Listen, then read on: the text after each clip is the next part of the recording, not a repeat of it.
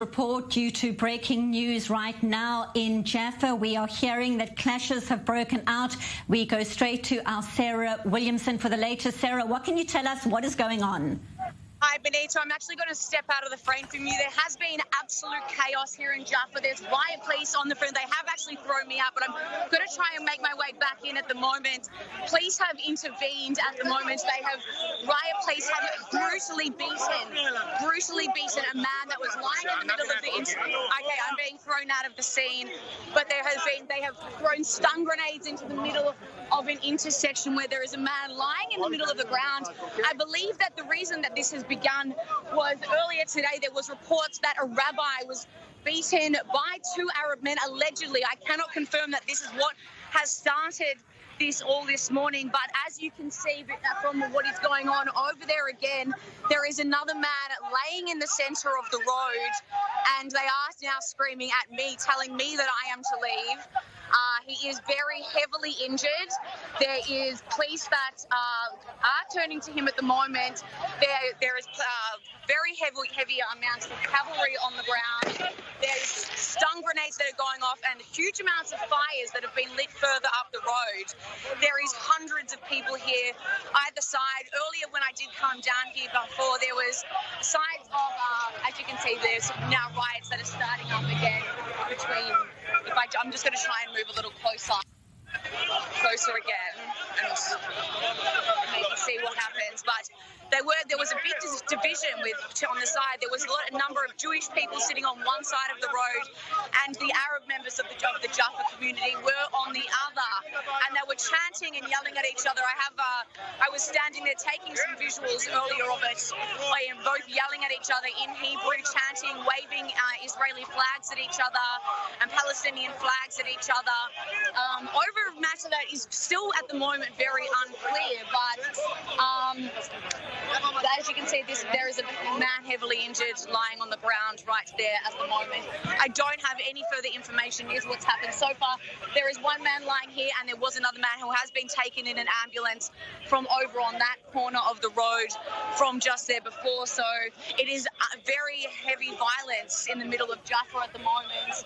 I can't confirm what it is actually over, but like I said before, a rabbi was allegedly beaten earlier on, and then ahead of there was a retaliatory fight, and someone from the head of the Ajami community, an Arab leader from Ajami, was allegedly attacked in retaliation. And now this is, since Ramadan has gone, since they broke their fast, it has now erupted into huge amounts of uproar here in Jaffa. Benita. Sarah Williamson, thank you so much for that update. We will be coming back to you a little later, and yes, confirmation, we have been running an update that there were arrests after the attack on that rabbi earlier on in the day in Jaffa. Right now, turning our focus to Jerusalem, with a series of violent incidents taking place in recent days in East Jerusalem. Clashes breaking out between rival families at the Wadi Yaouz area on Saturday night after a 21-year-old woman was killed and 4 other relatives were injured. In separate incidents, a public bus coming under attack by stone throwers as it approached Jerusalem's Old City. Another bus was also targeted, with video footage being posted on social media. And right now, in breaking news, clashes breaking out as well. Let's go straight to our Middle East correspondent, Emily Rose. What's going on? What can you tell us? Benita, tension is high here. Clashes are erupting between Israeli police and Palestinian residents here of Jerusalem. We were just standing here and a water cannon came by to try to clear out these people, but again, they've gathered just minutes after. Take a look here because tension is high. You can see the police are gathering on this corner here. There's a police truck driving by. We have other people on the other side, Palestinian residents of Jerusalem.